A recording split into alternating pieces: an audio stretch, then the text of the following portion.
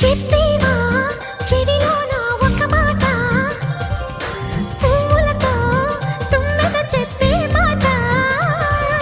నీ చిరునవ్వు సాక్షిగా తాజ్ మహల్ నాదట, నీ పెదవంచు సాక్షిగా షాజహాను నేనట. నీ తీయని ప్రేమకి నా పెదవే నజరానా, నీ పైటకి నేనిక బానిసనే నెరజాడా. అనంతాల ఆత్మ నీవై చేరుకున్న వేళలో, కోకలు కట్టిన కోయిలా కమ్మని కౌగిలియవే.